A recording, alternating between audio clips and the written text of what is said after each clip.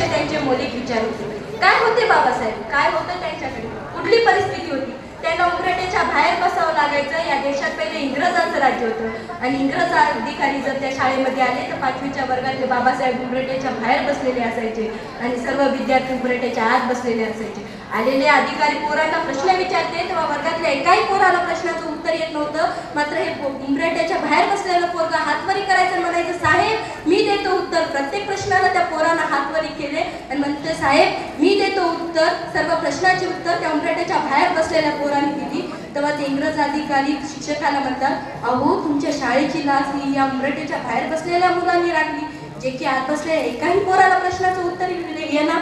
बाळा काय नाव आहे रे तुझं, असं अधिकारी बाबासाहेबांना म्हणतात. तेव्हा बाबासाहेब म्हणतात भीमराव रामजी आंबेडकर हे माझं पूर्ण नाव आहे साहेब. तेव्हा अधिकारी बाबासाहेबांना म्हणतात, बाळा तू सगळ्या प्रश्नाची उत्तरे दिली, शेवटच्या प्रश्नाचं उत्तर देतो का? तेव्हा बाबासाहेब म्हणाले, विचारा ना साहेब, काय हरकत नाही. तेव्हा ते अधिकारी म्हणाले, सांग भीमा, या पृथ्वीपासून सगळ्यात दूरचा ग्रह कोणता आहे? तेव्हा ते बाबासाहेब 5वीच्या वर्गातल्या बाबासाहेबांनी खाली मान घातली, त्यांच्या डोळ्यात अश्रू आले आणि म्हणाले, साहेब या पृथ्वीपासून सगळ्यात दूरचा ग्रह कोणता आहे हे मला माहिती नाही, पण माझ्यासाठी सर्वात दूरचा ग्रह म्हणजे वर्गाच्या कोपऱ्यात ठेवलेला पाण्याचा माठ आहे, ज्याला मी स्पर्श सुद्धा करू शकत नाही.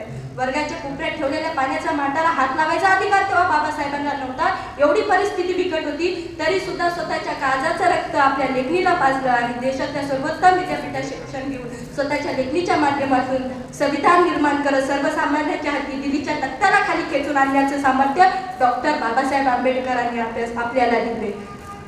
डॉक्टर बाबासाहेबांनी आपल्याला दिले. बाबासाहेबांनी स्त्री शिक्षण, स्त्रियांचे मूलभूत हक्क यासाठीही कार्य केले. महाड येथे 14 तळ्याचा सत्याग्रह केला. नाशिक येथे काळराम मंदिर यासाठीही संघर्ष केले.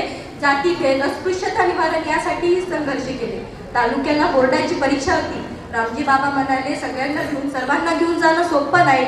रामजी बाबा आणि बाबासाहेब तालुक्याला गेले तेव्हा किरायानं खोली केली आणि किरायाच्या खोलीत राहत होते. तेव्हा रामजी बाबा रोज भाकरी 2 करत होते. एक सकाळी बाबासाहेब परीक्षेला जाताना खात होते व एक भाकर तिथून आल्यावर खात होते. जेवायला बसले. जेवता त्यांनी त्यांच्या वडिलांना विचारलं, बाबा तुम्ही नाही का जेवणार? तेव्हा त्यांचे वडील म्हणाले, तुमचं होऊ द्या, तुमचं झालं की मी जेवण. दुसऱ्या दिवशी परत त्यांनी त्यांच्या वडिलांना प्रश्न विचारला, बाबा तुम्ही नाही का जेवणार? त्यांचे वडील परत म्हणाले, तुमचं होऊ द्या, तुमचं झालं की मी जेवण. तिसऱ्या चौथ्या दिवशी परत त्यांनी त्यांच्या वडिलांना प्रश्न विचारला, बाबा तुम्ही नाही का जेवणार?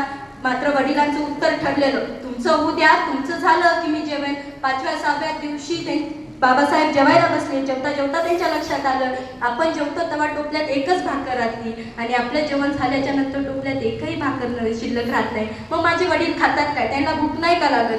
त्यांनी जेवता त्यांच्या वडिलांना प्रश्न विचारला, बाबा तुम्ही म्हणता, मी रोज तुम्हाला विचारतो तुमचं जेवण आणि तुम्ही म्हणतात तुमचं झाल्यावर मी जेवण, माझं जेवण झाल्याच्या नंतर टोपल्यात एकही भाकर राहत नाही, मग तुम्ही खातात काय? तुम्हाला भूक नाही का लागत? सांगा ना बाबा, सांगा ना. तेव्हा त्यांचे वडील त्यांना म्हणाले, भीमा माझी भूक ही या भाकरीने भागणार नाही. तुम्ही एवढे मोठे व्हा की तुमचे हे मोठेपणच पाहून माझी भूक भागेल. ज्यांच्या घरात वीजच नव्हती, रस्त्यावरच्या खांबाच्या दिव्याखाली ज्यांनी शिक्षण घेतलं ते बाबासाहेब कोलंबिया विद्यापीठात गेले. आजही तुम्ही अमेरिकेच्या कोलंबिया विद्यापीठात गेला तर त्या प्रवेशद्वारावर लिहिलेले, the best student of the century doctor Babasaheb Ambedkar, शतकातील सर्वोत्तम विद्यार्थी डॉक्टर बाबासाहेब आंबेडकर. अशा या महान मानवाचा 6 डिसेंबर 1956 रोजी महापरिनिर्वाण दिन झाला. बाबासाहेबांच्या जीवन आपल्यासाठी खूप प्रेरणादायक आहे. माणसाने घडावं कसं, अन्यायाविरुद्ध लढावं कसं, संघर्षात घडावं कसं, वादळासमोर उभं राहावं कसं आणि शिक्षणातून स्वप्न साकारावं कसं, हे डॉक्टर बाबासाहेबांनी त्यांच्या कृतीतून आपल्यालाच नाही तर संपूर्ण जगाला सांगितले. जाता एवढेच बोलते, दलितांचे तुम्ही तलवार होऊन गेले, अन्यायाविरुद्ध प्रहार होऊन गेले. होते ते एक गरीबच, पण या जगाचा कोहिनूर होऊन गेले. वर्गाच्या बाहेर बसून ज्यांनी शिक्षण घेतलं ते जगाचं संविधान लिहून गेले. ज्यांच्यामुळे लाखो घरांचा उद्धार झाला, दीनदुबळ्याला जगण्याचा अधिकार मिळाला. कोटी अभिवादन त्या महामानवाला ज्याने संविधान रूपी समतेचा अधिकार दिला. संविधान रूपी समतेचा अधिकार. जय भीम, जय